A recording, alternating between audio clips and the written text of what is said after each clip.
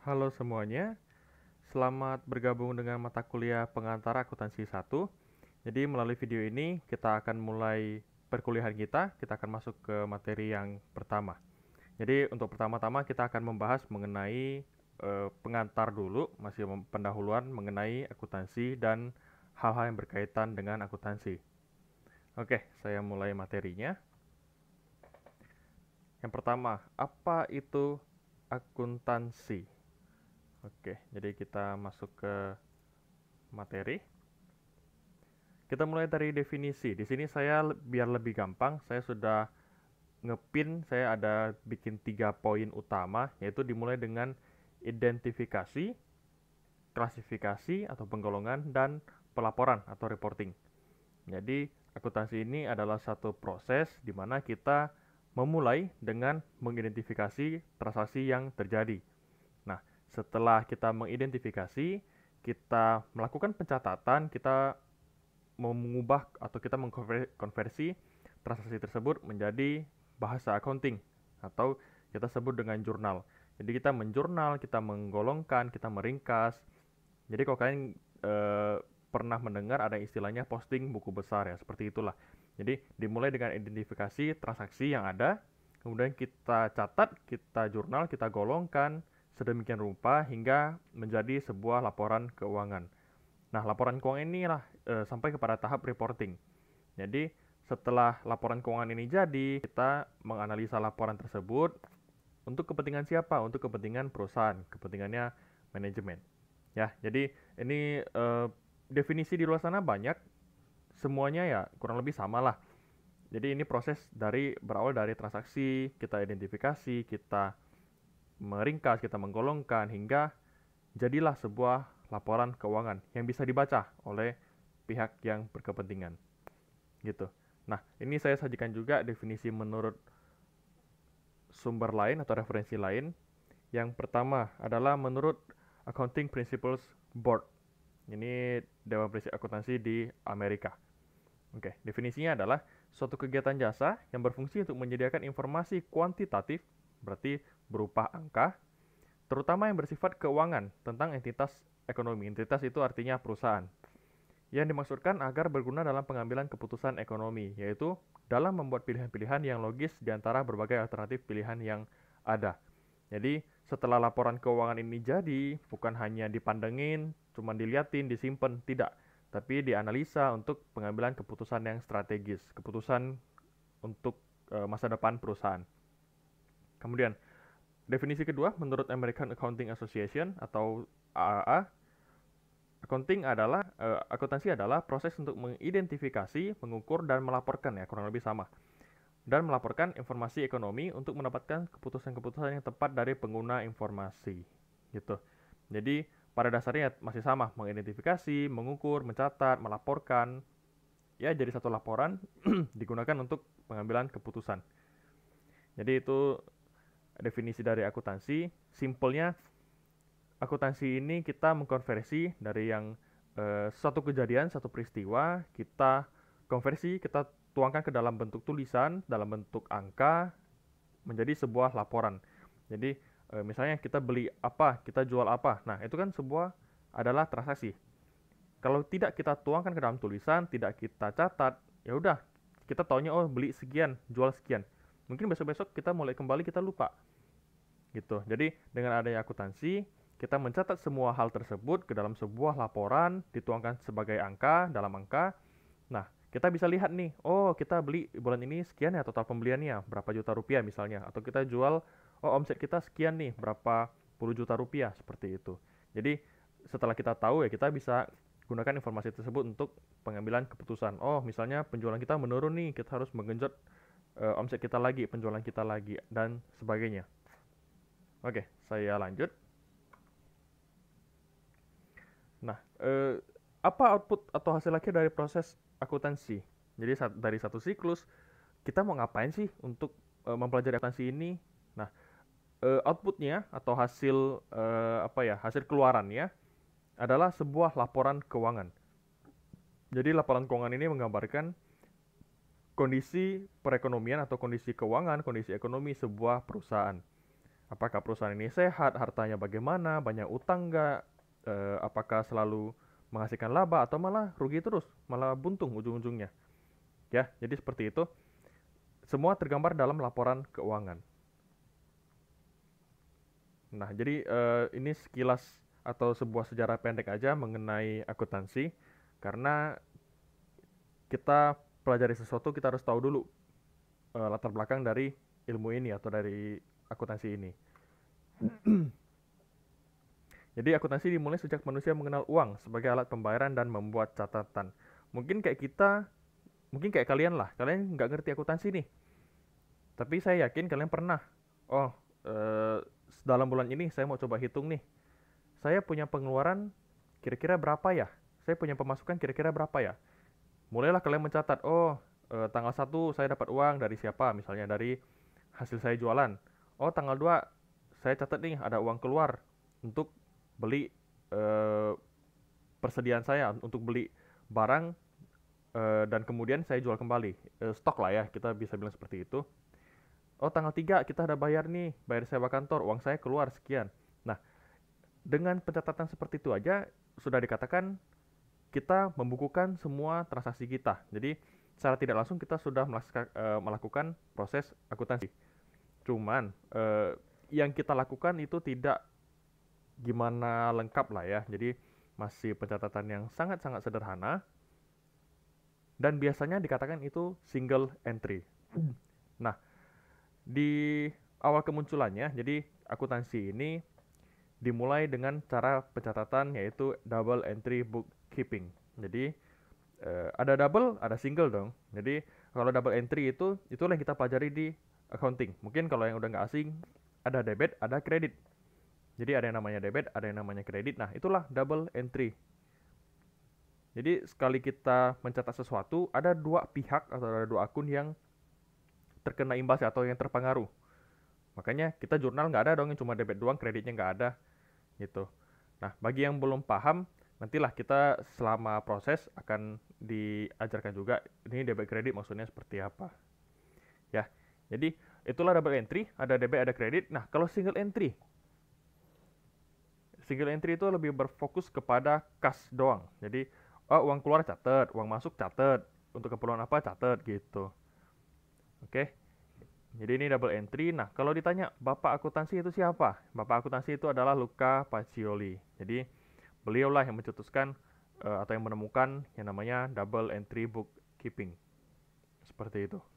Itu sejarah singkat aja. Nah, ini tadi saya bilang ada yang double, ada yang single. Single entry ini bisa dibaca di sini. Jadi dikatakan pencatatan tunggal yang dipengaruhi hanya akun kas saja. Oke. Ya, jadi seperti itu, ini single entry hanya mempengaruhi atau mencatat berfokus kepada kas doang. Baik itu kas masuk maupun kas keluar. Nah, kalau misalnya perusahaan yang gede bisa nggak memakai pencatatan single entry? Bisa-bisa aja sih, cuman tentu hasilnya tidak seakurat itu, tidak selengkap itu informasi yang disajikan, dan single entry biasanya digunakan oleh bisnis kecil, di mana mereka tidak gimana ada kepentingan untuk pelaporan pajak. Jadi ya kalau namanya bisnis kecil kayak warung, mau gimana? Mereka mau diminta untuk melakukan pembukuan. Boro-boro pembukuan, mau atur bisnisnya aja biar untung, itu udah susah. Masa dia mau hire atau mau merekrut orang accounting untuk melakukan pembukuan? Nggak hire aja mungkin bisnisnya nggak tahu untung atau enggak, kayak warung-warung kecil. Ya jadi seperti itu. Mereka biasanya syukur-syukur masih ada catatan. Biasanya ya orang jual-jual aja gitu. Kalau bisnis kecil, ya. Nah, kalau double entry yang tadi saya sudah sampaikan berpengaruh kepada dua sisi yaitu debit dan kredit. Jadi ada dua hal yang berpengaruh atau ada hal yang terpengaruh, ada yang berubah. Dan metode double entry menghasilkan laporan keuangan yaitu biasanya laba rugi dan laporan posisi keuangan. Ini yang paling umum digunakan. Saya lanjut. Siapa sih yang memakai laporan akuntansi? Jadi laporan keuangannya udah jadi. siapa aja sih yang berkepentingan atas laporan keuangan tersebut. Jadi kalian bayangkan satu perusahaan nih, mereka punya tim manajemen, punya tim accounting, divisi accounting. Mereka memproseslah semua transaksi perusahaan hingga muncul satu laporan keuangan. Laporan keuangan ini dipakai oleh siapa? Nah, ada dua pihak, yaitu pihak internal dan pihak eksternal. Dari pihak internal dulu deh. Laporan keuangan dipakai nggak sama pemilik perusahaan? Berfungsi nggak? Tentu berfungsi. Ya, namanya pemilik perusahaan, dia yang bangun perusahaannya, tentu dia mau tahu dong kegiatan perusahaan seperti apa, operasinya gimana, apakah mencetak laba, itu yang paling penting, apakah mencetak laba atau malah rugi. Setelah itu baru dia melihat kekayaan perusahaan ada seberapa banyak ya, atau hutang perusahaan ada sebanyak apa ya, kita punya sumber pendanaan itu asalnya dari mana, apakah gedenya dari hutang atau dari modal sendiri gitu. Kemudian manajer, ya tentu untuk memanage perusahaan. Jadi penting juga untuk pengambilan keputusan, strategi apa yang perlu diputuskan atau yang perlu dilaksanakan agar membantu perusahaan atau membenahi perusahaan jika perusahaannya memang menghasilkan laporan keuangan yang kurang baik. Oke, kemudian karyawan. Pakai nggak? Tentu pakai. Untuk apa? Ya, kalau kasarnya, kita karyawan, kita bekerja, tentu kita mengharapkan perusahaan berkembang. Kalau perusahaan berkembang, karyawan kena efeknya nggak? Ada dong. Bisa saja kita mengalami peningkatan penghasilan, ada kenaikan gaji, ataupun kita mengharapkan bonus. Nah, orang biasa bagi bonus ya kalau perusahaannya lagi bagus-bagusnya, lagi naik daun nih, lagi labanya lagi kenceng nih, lagi tinggi. Nah, boleh kita berharap untuk mendapatkan bonus. Dan juga kita harus tahu kita kerja di perusahaan ini, prospek kedepannya bagaimana? Bagus gak sih? Jangan-jangan kerja 1-2 bulan perusahaannya tutup. Gitu. Jadi ternyata pas kita masuk, ini perusahaan udah rugi selama 10 tahun misalnya. Kita masuk ya udah 1-2 bulan suwe-suwe misalnya tutup. Ya mau gimana? Makanya penting untuk membaca laporan keuangan. Oke. Saya lanjut. Kemudian pihak eksternal. Siapa aja yang butuh? Nah, paling penting nih adalah investor. Jadi orang udah invest dana ke perusahaan, tentu dia harus tahu ini dana yang saya investasikan aman gak ya? Sama, misalnya saya udah invest 50 miliar misalnya. Tiba-tiba perusahaannya tutup. Bagaimana dong? Ya udah, nggak balik lah duitnya. Gitu. Jadi untuk seorang investor penting untuk mengetahui kondisi keuangan perusahaan. Karena namanya investasi ya pasti jangka panjang. Harapannya ya kita mendapatkan sesuatu, mendapatkan keuntungan.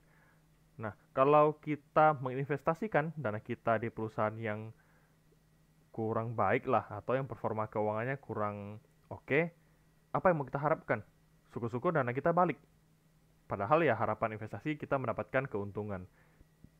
Gitu. Jadi untuk ya keamanan investor juga lah, apakah dananya aman, investasinya dapat menghasilkan, seperti itu.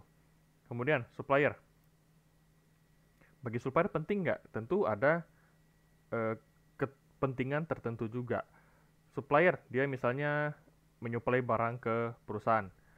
Kalau menyuplai barang, biasanya di perusahaan itu tidak semuanya dibayarkan dengan tunai. Jadi, apalagi jumlahnya gede ya, biasanya itu kredit. Nah, dikasih tempo lah, misalnya 1 bulan jatuh temponya, atau 2 bulan jatuh temponya. Jadi selama 2 bulan, kamu memiliki waktu untuk mengumpulkan uang, atau ada jeda waktu lah dari kamu membeli hingga kamu membayar. Nah, si supplier, misalnya dia menyuplai nih barang, misalnya semen, suplai banyak, dia jual ke perusahaan. Nah, total yang supplier ini jualkan ke kita mencapai angka misalnya 2 miliar deh. Gede dong angkanya. Nah, 2 miliar tersebut dia harus tahu, ini saya kasih orang ini penjualan secara kredit, orang ini mampu bayar gak ya? Jangan-jangan perusahaan ini punya reputasi jelek nih. Setiap proyek yang dikerjakan selalu rugi. Nah, gimana dong? Kalau perusahaannya rugi, otomatis si supplier nggak bisa dapat pembayaran dong. Jadi si perusahaan tidak mampu untuk membayar utang ke si supplier ini. Gimana? perusahaannya tutup, supplier juga kena imbasnya. Supplier juga bisa-bisa ikutan bangkrut gitu. Nah, itu juga hal yang penting. Kemudian, kreditur itu kurang lebih seperti investor. Kreditur itu berarti orang yang memberikan pinjaman. Baik itu pihak ketiga, perusahaan afiliasi, atau bank. Ya ini simple lah. Kamu mau kasih pinjaman, ya kira-kira balik gak pinjaman kamu? Gitu. Jangan kan bunga. Pinjamannya dulu. Bisa balik gak? Kalau pinjaman nggak bisa balik, ya buat apa saya kasihkan pinjaman? Seperti itu. Customer. Nah, customer juga harus tahu kondisi perusahaan seperti apa. Apakah tempat saya berlangganan ini bagus atau enggak ya? Reputasinya seperti apa ya? Karena kalau perusahaannya tergolong jelek, si customer juga pasti takut, ini jangan-jangan barangnya boleh dipercaya gak ya? Gitu. Jangan ada satu indikasi perusahaan ini mencoba menyelamatkan diri perusahaan, mencoba mendorong omset dengan cara mendorong laba perusahaan dengan cara menghemat biaya. Otomatis kalau menghemat biaya ada kualitas bahan yang menurun. Nah, aman gak ya kira-kira kalau saya berlangganan di toko ini atau di perusahaan ini gitu. Kemudian masyarakat umum, contoh mahasiswa, penting nggak laporan keuangan? Untuk bikin skripsi penting. Nah, bagi peneliti, untuk bikin penelitian penting. Jadi misalnya dia menganalisa lah kondisi ekonomi, pengaruh A, B, C terhadap perekonomian negara misalnya. Nah, itu semua kan butuh laporan keuangan. Jadi ini masih umum lah. Butuh laporan keuangan? Butuh. Nanti kalian juga kalau misalnya skripsi, apalagi yang keuangan, tentu butuh laporan keuangan. Karena pasti kita sumbernya dari data sekunder, kita sumbernya dari data yang didownload di IDX, di Bursa Efek Indonesia. Nah, pemerintah. Pemerintah kepentingannya apa? Biasa. Jadi, ada usaha pasti dikenakan pajak. Itu pertama. Laporan keuangan dibutuhkan untuk melihat nih, kamu bayar pajaknya benar gak? Udah taat belum? Yang kamu bayarkan cukup ada dibayarkan semua gak pajaknya? Jangan-jangan kurang nih, ada yang dimanipulasi atau gimana? Seperti itu. Nah, kemudian bagi si pemerintah, mereka juga harus tahu kontribusi perusahaan terhadap lingkungan apa ya, terhadap warga sekitar apa ya. Nah, itu semua tergambar di laporan keuangan. Oke, jadi ini sebuah gambaran besar bukan efek, siapa saja yang memiliki kepentingan atas laporan keuangan. Banyak juga ya kalau dilihat-lihat. Oke, saya lanjut. Profesi akuntansi. Jadi, seorang yang kuliah di jurusan akuntansi atau mempelajari akuntansi, ujungnya kemana sih? Jangan saya belajar nggak ada tujuan ke masa depannya, nggak ada jalurnya. Nah, ini beberapa profesi akuntansi. Yang paling bergengsi adalah external accountant atau akuntan publik. Kalau sebutannya itu KAP. Jadi nanti akuntan-akuntan publik dapat membentuk sebuah badan, sebuah perusahaan dinamakan kantor akuntan publik. Jadi isinya itu adalah akuntan-akuntan publik atau kita sebut dengan auditor eksternal gitu. Jadi mereka lah yang nanti bertugas untuk mengaudit sebuah laporan keuangan perusahaan. Terutama yang paling diwajibkan adalah perusahaan yang TBK. Jadi kalau perusahaan-perusahaan TBK, kamu lihat aja, pasti ada laporan auditor independen. Itu yang mengerjakan adalah auditor eksternal. Atau kita sebut dengan kalau badannya itu kantor akuntan publik KAP. Nah, dikerjakan atau individu yang mengerjakan atau yang bekerja di KAP kita sebut dengan akuntan publik. Seperti itu. Kemudian internal accountant itu akuntan yang kerjanya di perusahaan. Jadi orang-orang yang kerja di perusahaan sebagai bidang accounting, divisi accounting disebut dengan akuntan internal. Akuntan internal sendiri ada lagi yang namanya akuntan manajemen. Sama, mereka bekerja di dalam perusahaan juga, cuman keperluannya yang satu untuk ini laporan keuangan, satunya untuk laporan manajemen. Nah, akuntan manajemen atau akuntansi manajemen nanti kalian bakal pelajari di semester atas. Kalau tidak berubah ya nantinya, itu di semester 6. Akuntansi manajemen hubungannya dengan akuntansi biaya. Akuntansi biaya itu di semester 5. Oke, saya lanjut. Akuntan pemerintahan, government accountants, Jadi kalau yang eksternal ini itu satu perusahaan sendiri, satu KAP. Internal accountant itu yang kerja di perusahaan swasta. Government accountants itu yang kerja di pemerintahan. Jadi pemerintahan juga memiliki tim akuntan, tim accounting. Ya pasti ada karena laporan-laporan mereka, penggunaan dana, penggunaan anggaran, semua kan pasti ada pelaporannya. Itulah dikerjakan atau disusun oleh akuntan pemerintahan. Kemudian, akuntan pendidik. Contoh seperti saya juga. Jadi para akuntan-akuntan ini mengajar di sebuah institusi, baik itu di sekolah, baik itu di kampus, seperti itu. Atau memberikan seminar-seminar. Nah, itulah namanya akuntan pendidik. Atau dibilang akademisi. Jadi lebih ke akademi, lebih ke pendidikan lah. Kalau yang 3 sebelumnya itu lebih ke pekerjaan di luar. Kalau yang keempat ini akademisi untuk kepentingan pendidikan. Saya lanjut. Bidang akuntansi. Nah, ada beberapa bidang akuntansi. Sebagai contoh, akuntansi keuangan itu yang akan kita pelajari lebih dalam. Akuntansi manajemen, akuntansi biaya, auditing itu pemeriksaan. Jadi kalau akuntansi atau internal accountant itu mereka yang menyusun laporan keuangan. Nah, setelah disusun ada pihak yang akan memeriksa laporan mereka. Jadi itu namanya auditing. Ada auditor internal, auditor eksternal. Itu beda lagi. Kemudian perpajakan, jadi tax accounting. Perpajakan ya disusun pasti pertama harus ada laporan keuangan dulu, baru bisa disusun perpajakannya. Kemudian penganggaran untuk menganggarkan kebutuhan dana di perusahaan, menganggarkan biaya-biaya yang akan timbul dalam periode yang mendatang. Nah, jasa konsultasi manajemen, akuntansi pemerintahan, akuntansi syariah. Akuntansi syariah itu basisnya dari hukum Islam, jadi berhubungan dengan agama Islam. Nah, saya lanjut. Bentuk-bentuk organisasi perusahaan. Ini hanya mengulang aja, harusnya kalian sudah dapat materi ini sejak SMP, SMA. Nah, ada yang namanya perusahaan perseorangan, persekutuan, dan perseroan. Kalau perusahaan perseorangan ya itu simple-simple lah. Misalnya usaha perorangan itu kayak buka salon, tempat laundry, dokter. Nah, itu seperti itu. Persekutuan. Jadi ada firma, ada CV. Kemudian perseroan ada PT. Nah, kalau CV sama PT bedanya adalah kalau PT terdiri dari saham, kalau CV ada kepemilikannya, ada masing-masing orangnya. Nah, kalau CV biasanya ada sekutu pasif, sekutu aktif. Kalau PT disebut dengan direksi dan komisaris. Beda. Jadi kalau PT itu bagi ada sahamnya, terdiri dari saham komposisinya. Kemudian jenis perusahaan. Ada 3. Perusahaan jasa, perusahaan dagang, perusahaan manufaktur. Yang di semester ini akan kita pelajari itu perusahaan jasa dan perusahaan dagang. Kalau manufaktur itu di semester 5. Itu di mata kuliah akuntansi biaya. Kalau perusahaan jasa itu simple-simple lah.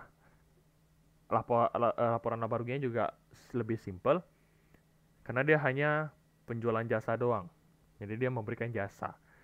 Oke, contoh salon, dokter, ekspedisi misalnya. Atau jasa listrik, kelistrikan, seperti itu. Kalau dagang udah jelas dari namanya, kegiatan yang timbul adalah kegiatan jual beli. Contoh, ini bukan endorse ya. Jadi contoh ini Alfamart, Indomaret, mereka menjual barang doang. Nah, kalau yang lokal itu kayak Kaisar, Ligo, gitu-gitulah. Pokoknya mereka melakukan aktivitas jual beli. Nah, kalau perusahaan manufaktur, mereka memproduksi dan menjual. Jadi mereka juga yang bikin, mereka juga yang menjual. Nah, kalau dagang itu mereka tidak menjual. Mereka tidak memproduksi. Mereka hanya membeli, kemudian menjual. Jadi pas mereka beli, mereka tidak mengubah bentuk fisik si barang tersebut. Lanjut. Kemudian kalau perusahaan manufaktur, mereka membeli bahan mentah, kemudian diproduksi. Jadi barangnya dibikin sendiri sedemikian rupa hingga menjadi barang jadi atau siap pakai dan dijual. Nah, biasanya kalau produksi ya biasanya pabrik kayu lah misalnya, atau yang memproduksi makanan lah. Nah, ini banyak contohnya kalau perusahaan manufaktur. Ya, jadi kita titik beratnya lebih ke perusahaan jasa dan perusahaan dagang. Oke, untuk pengantarnya, untuk pendahuluan, untuk teori-teorinya seperti itu. Jadi, eh, pertemuan atau di video berikutnya akan disampaikan mengenai persamaan dasar akuntansi dan kaitannya dengan laporan keuangan. Oke, jadi itu sekilas mengenai akuntansi. Kita juga harus memahami apa itu akuntansi sebelum kita membuat laporannya. Jadi yang saya tekankan adalah saya tidak mau kalian menyusun sesuatu, kalian mengerjakan sesuatu, tapi kalian sendiri nggak tahu yang kalian kerjakan ini maksudnya apa ya? Kok disusun seperti ini? Kok eh, dikerjakan seperti ini? Angkanya kok gini? Saya nggak mau kalian seperti robot hanya mengerjakan doang. Jadi cuma kayak robot mengerjakan tanpa tahu maksud tujuannya, tanpa tahu konsepnya, gitu. Oke, jadi untuk pengantar atau pendahuluan mengenai basic accounting seperti itu. Di video berikutnya akan saya lanjutkan dengan persamaan dasar akuntansi dan laporan keuangan. Semoga materi ini bisa dicerna dengan baik, semoga bisa dipahami. Sampai jumpa di video selanjutnya. Terima kasih.